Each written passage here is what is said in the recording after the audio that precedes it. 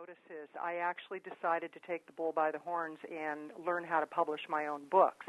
And so really what I found was I had much more control by being able to self-publish. And one of the things about being a self-published author with your traditional type books and e-products is there's a lot of pros and cons to both sides of publishing. And in publishing, one of the greatest pros is that you get a lot of visibility, you get credibility, you can do back-of-the-room sales, so you increase your revenues. You can generate a lot of free publicity if you know how to market yourself and really take advantage of the fact that you have a book on the market. Some of the downsides would be it takes time to write, the cost involved. When you're a self-published author, you have to come up with the money. Now, while I wanted to be self-published, I didn't necessarily have a lot of money just laying around in order to do the publishing, so I got very creative in how to find the money, and we're going to talk about that very shortly. But some of the main reasons that I decided to be a self-published author was, again, to have control. It's a much higher profit margin when you publish yourself. With a publishing house, it can be anywhere from 25 cents a book, maybe up to $1 a book, that you're going to get when a book actually makes some money. When you're self-published, you flip those numbers around, and you can actually, out of a $15 book, if you do it right, your profit margin can be $12 to $13 per book, and even more in some cases. It really depends how you take it to market. So really, it's about being a control freak. That's why I'm a self-published author. I like having control. I like knowing that when I put a title on a book, that title is going to remain the same. When I put content in a book, the content is going to remain as I want it, cover design.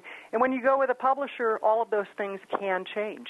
Well, and it also sounds like you're a savvy businesswoman, so instead of settling for $1 a book, you're looking at $15 to $20 a book. But, of course, then you have to do all of the distribution unless you partner with some distribution house. And a lot of people aren't willing to do that. We in the speaking, training, consulting business, who are on this call, know that we can sell some of those ourselves, and so that's why it makes a lot of sense. And as you said, you're going to share with us more on how to pre-sell some of these books and how to get the money in the door before you even go to press. So for those of you following along on the handout, we've just covered page 2, I think, Kathleen, haven't we? Yes, we have. Products number 1 and number 2, which brings us to number 3. And so let's talk a little bit about the different types of products that you can develop that you can easily resell, and then we'll get into some of the other things that we promised people. Okay. First of all, you can develop books, of course, and I am talking traditional books. Now with the onslaught of what you can do with the Internet, e-books are a great way to go, and the profit margin there is incredibly high. Once you have your systems in place, it can be almost 100%. You can produce CDs, DVDs, MP3 files. For example, with this teleconference tonight, it's being recorded. It is being turned into another product. Teleconferences, great way to develop a product. Learning guides, you can actually charge your clients for the learning guides. And all of this actually can come out of the foundation of one book or one topic. Workbooks, multimedia programs. What I always like to do and what I advise my clients is to start with something that is doable and affordable, get a victory on that, and then go on to the bigger products. And another beauty of being self-published is you can do low runs. And in the past, I know when I first got in the speaking industry, you had to do runs that would cost you as much as $10,000, $15,000, $20,000.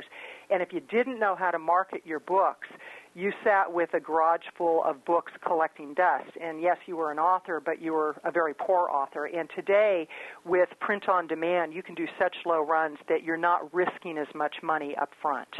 Right, and you can customize them even to your client or your presentation, which is great. In fact, we had Don DeHart do a teleseminar for us once on print on demand, so people want to know more about that. We have a teleseminar recording about that. And let me ask you, you mentioned e-books, and David Greenberg did a teleseminar for us on producing e-books recently, and he said that the more urgent someone's need is for the content of that e-book, the more sales you're going to generate. So if you found that, like, your topics are not urgent. Like his were things on... To keep listening to this audiobook, I've left you a link in the description so you can do it at no cost thanks to Audible's 30-day free trial.